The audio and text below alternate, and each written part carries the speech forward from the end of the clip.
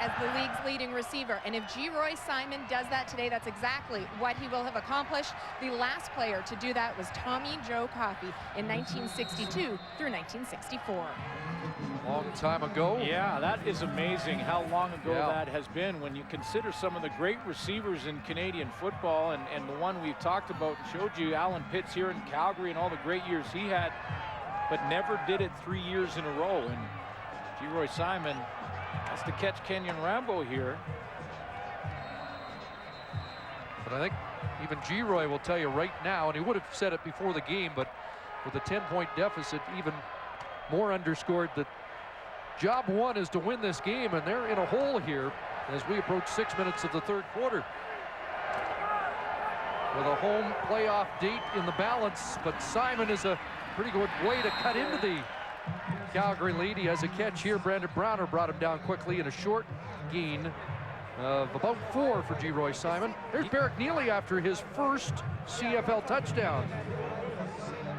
You know, I mentioned that first game, his first game action last year against the Lions in late September, and he was attempted 15 passes in that game, but you know, he rushed for 50 yards in that game. He can run the football. 2nd and 6 for Buck Pierce. 4 receivers short side of the field. Pierce with time, guns that, complete, first down, and Clarence Coleman has the catch. Looks like the BC Lion receivers and Clarence Coleman and the rest of the bunch are just starting to resign themselves to the fact that if they're going to make these catches, they're going to have to make them in traffic, or they're going to have to make them with someone hanging on them. That time it's Lenny Walls, who has been matched up against G. Simon for the most part until they start moving Simon around. 1st and 10 at the British Columbia 48. Logan stretched out here, and he's going to be dropped for a loss. Brandon Smith back inside the 40-yard line.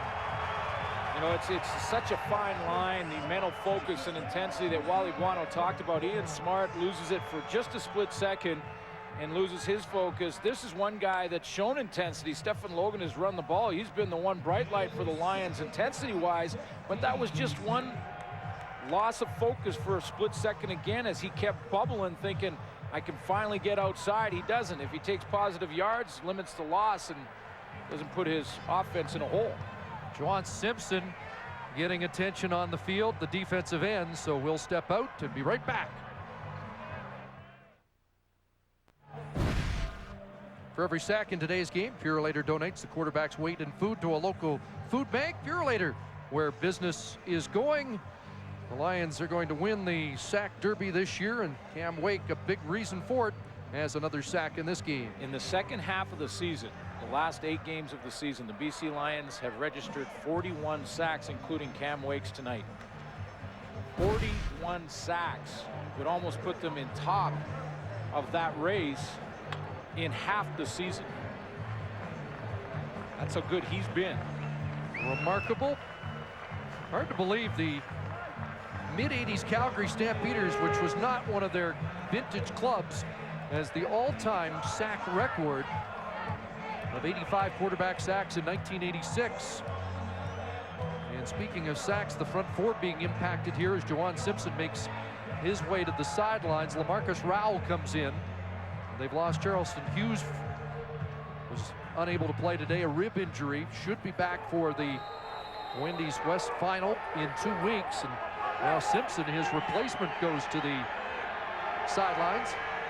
2nd and 15. Here comes the blitz. Buck Pierce gets it away. And Grace Bowl breaks a tackle down the sidelines. And what an explosive run for the touchdown. His first in the CFL.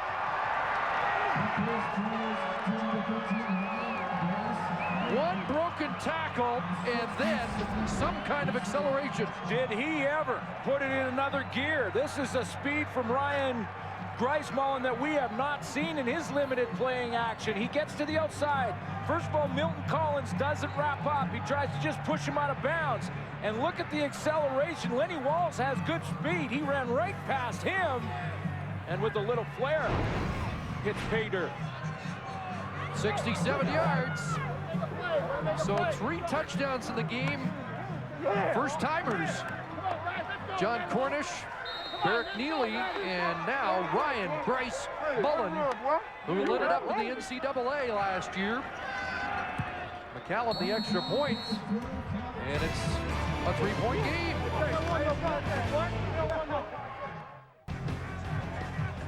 I'll tell you what, amazed by the speed of Stefan Logan, and Ryan Bryce Mullen just showed you an extra gear you don't often see either.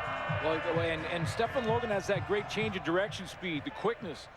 But Bryce Mullen just showed you some acceleration.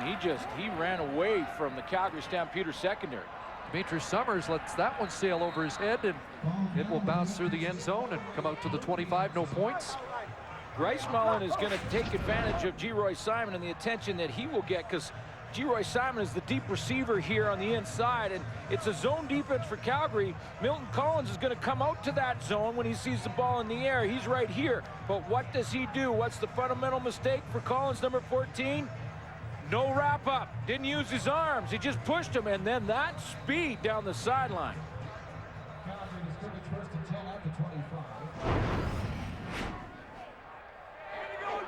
So 3-point game. Breakaway speed.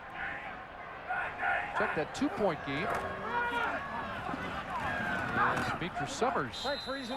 Show that again, Chris. Let's I just want to, they put us on the scoreboard 22, but it shouldn't be a single. No points on that kickoff, so it is a 3-point game, 24-21. But look at the speed here. First of all, nice shake and bake in the open field on Brandon Brown, and then running away from everybody. And our camera's trying to catch up there. But I don't like our chances. No, we're in the trail position. Yes.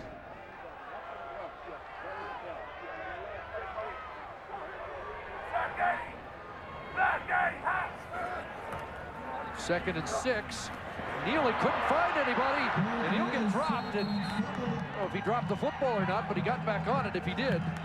Second sack of the game for the BC Lions. And it was Cameron Wake, I believe, and that would be 22 for Cameron Wake, because he was there first, and he was up celebrating while they were trying to sort out whether or not he got that football back. But here comes off the edge. He finally gets a one-on-one. Demetrius Summers trying to help out, but it was Wake that got him down. And no doubt that ball came loose, and Neely got back on it. So a forced fumble by Wake, a sack, and number 22 in an extraordinary year. So he's finishing strong. Well, you consider that he, against the Hamilton Tiger Cats, his best game, 4 sacks. When you talk about the sacks, he has a few games with 3. His playoff game, West Final last year, 5 in 1 game. Ian Smart across the 50 and grabbed there, and hauled down by Justin Phillips.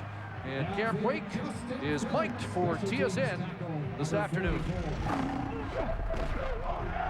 There we go.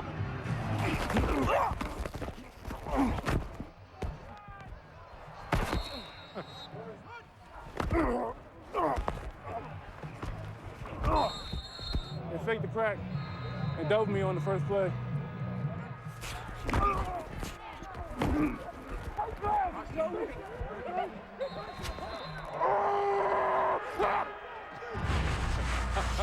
That was the first of 2 sacks on the game. First and 10. Buck Pierce intercepted LaMarcus Rowe.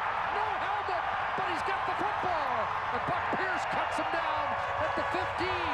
The man who came in to replace Jawan Simpson has an interception and a 34-yard return and a costly BC turnover. He comes in, as you mentioned, for Juwan Simpson, and is in a stand-up rush position on the outside on Jason Jimenez. Looks like he just puts his right hand up in the air, knocks his down right into his lap. And then he loses his helmet as he takes off. The chin strap pops off. Didn't matter to him. Forget the helmet, I got the football.